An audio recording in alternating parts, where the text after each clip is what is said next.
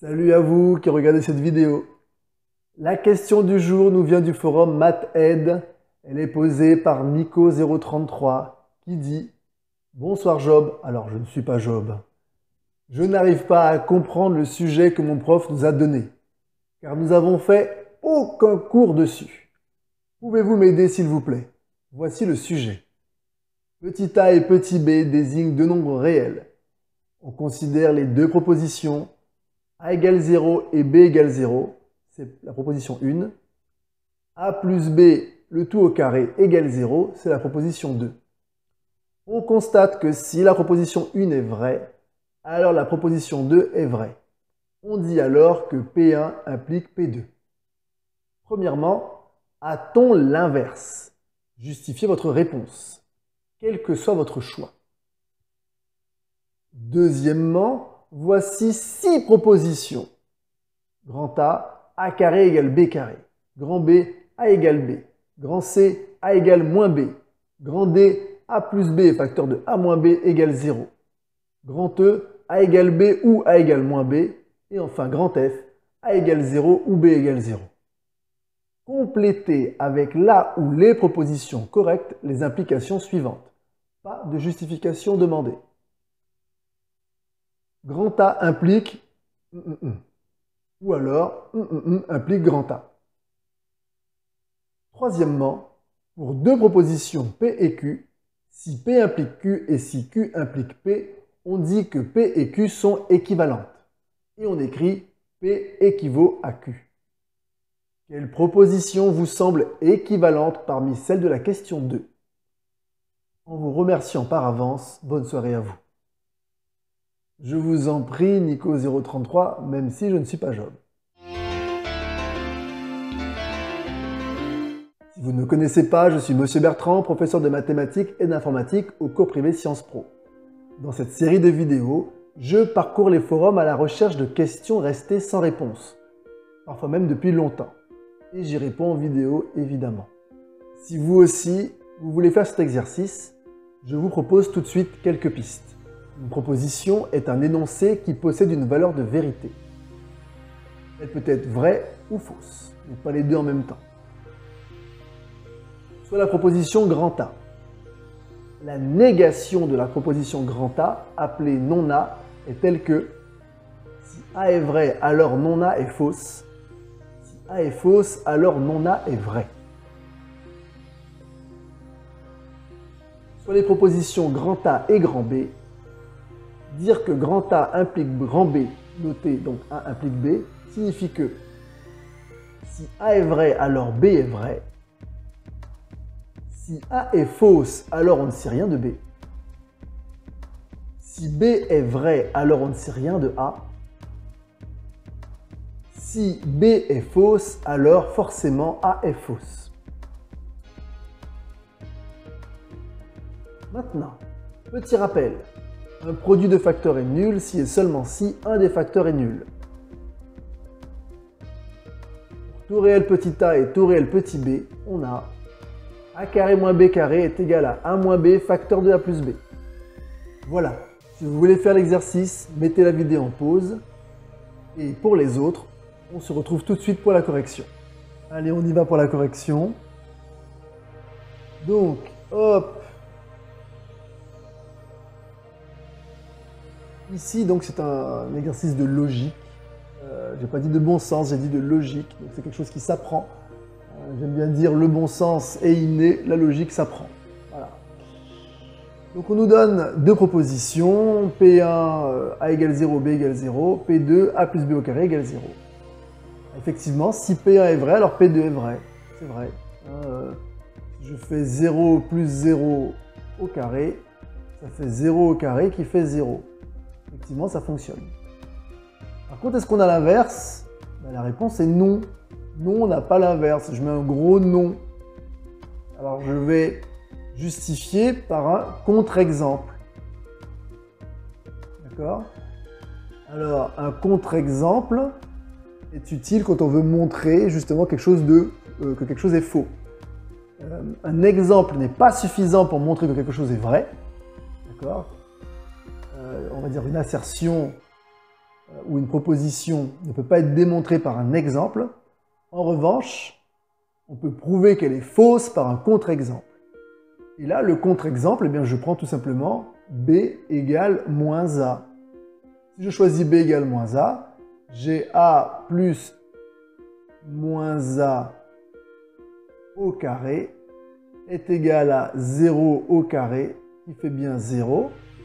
Et si en plus, alors je vais mettre un et A différent de 0, et si en plus A est différent de 0, eh bien, j'aurai B aussi différent de 0. Voilà. Donc ici, j'aurai A différent de 0 et B différent de 0. D'accord? Alors vous pouvez prendre des valeurs, hein. Prenez A égale 1 par exemple. Exemple, A égale 1. J'aurai B égale moins 1. D'accord? Effectivement, 1 moins 1 au carré fait 0, alors que 1 n'est pas 0 et moins 1 n'est pas 0. Tout simplement. Question d'après. Voici donc 6 propositions. A carré égale B carré, A égale B, A égale moins B, A plus B facteur d'un moins B égale 0, A égale B ou A égale moins B, A égale 0 ou B égale 0. D'accord? Complétez avec la ou les propositions correctes. Les implications suivantes. D'accord? Alors, si A est vrai, on y va. Si A carré égale B carré, qu'est-ce que je peux en déduire? Eh bien, avec certitude, je peux en déduire que A carré moins B carré égale 0. D'accord? Je fais passer le B carré de l'autre côté. Est-ce que j'ai une proposition de ce type? Non.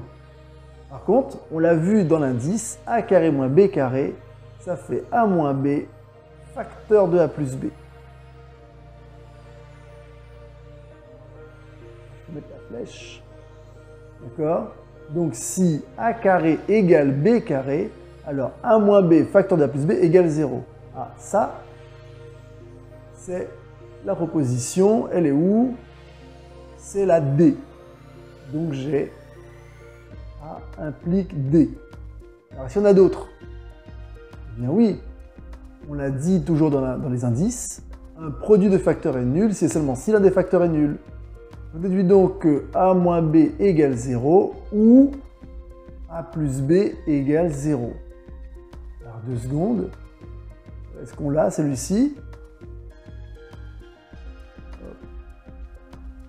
Non. Alors on continue. Eh bien à partir du premier, en faisant passer B de l'autre côté, j'ai A égale B ou A égale moins B. Ah, celui-là je l'ai. On a la E. Hop là. D'accord? Alors j'ai justifié, j'étais pas obligé. D'accord? Mais avec certitude, on a au moins la D et la E. Alors est-ce qu'on a autre chose? On regarde les autres pour voir. Juste dire que A égale B, ben non, c'est pas suffisant. Ce n'est pas suffisant. A n'implique pas juste que A égale B. C'est vraiment important de dire A égale B ou A égale moins B. D'accord? Parce que A égale B, en gros, n'est pas la seule conséquence. En gros, si A n'est pas égal à B, je peux quand même avoir A carré égale B carré. D'accord? Donc c'est pour ça que ça ne peut pas être la B. Ni la C, pareil, c'est pas suffisant. La F, A égale 0 ou B égale 0, ben non. Non, c'est pas suffisant non plus. En revanche, dans l'autre sens, qu'est-ce qui va impliquer A? Alors, hop, si j'ai A égale B, si A égale B, alors là pour le coup, oui, A carré égale B carré. Oui, c'est vrai. C'est vrai, il me suffit d'élever au carré de chaque côté. Oui, ça fonctionne là, oui. Donc j'ai le B qui implique A. La réciproque est fausse, mais j'ai B implique A.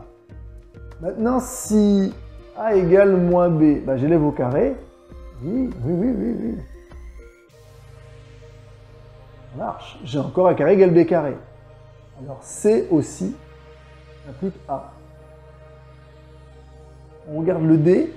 Bah, le D, oui, bah, il va impliquer A aussi, le D. Ça marche dans les deux sens. Hein. Ça marche dans les deux sens ici, parce que si a moins b factoriel plus b égale 0, ça veut dire que a carré moins b carré égale 0, ce qui signifie que a carré égale b carré. Donc oui, j'ai d aussi qui implique a. Et puis c'est pas fini. Si a égale b ou a égale moins b, d'accord, eh bien c'est que on a a moins b factoriel plus b, d'accord, égale 0 et ainsi de suite. Donc oui, ça marche aussi. J'ai E qui implique A. Et enfin, si A égale 0 ou B égale 0. Alors là, par contre, non. Parce que le OU, ça veut dire que je peux avoir A égale 0 et B égale 0 en même temps. Mais je peux avoir A égale 0 et B différent de 0. Alors là, par contre, ça ne marche plus. Si c'était A égale 0 et B égale 0, j'aurais dit que le F implique A aussi. Mais là, ici, comme c'est OU, malheureusement, il y a des cas qui ne fonctionnent pas. Ou le cas A différent de 0, B égale 0, voilà, ça ne fonctionne pas, je ne vais pas avoir A carré égale B carré. Donc, pour le deuxièmement, c'est B qui implique A, C qui implique A, ou D qui implique A, ou E qui implique A, et pas le F. D'accord? Et voilà. Alors, troisièmement, pour deux propositions P et Q, si P implique U et si Q implique P, on dit que P et Q sont équivalentes. On écrit P équivaut à Q, comme je l'ai fait ici, vous voyez, équivaut. Quelle proposition vous semble équivalente parmi celles de la question 2? J'ai déjà répondu, en fait. J'ai répondu. Ici, clairement, donc, la A et la D, hein, c'est ce que j'ai mis là. Hein. La A est équivalente à la D. Et puis, la D est elle-même équivalente à la E. La D est elle-même équivalente à la E. D'accord? Donc forcément, j'ai A équivalent à E, hein, c'est transitif. Hein. Si A équivalent à D, D équivalent à E, A équivalent à E. Alors, est-ce qu'il y en a d'autres?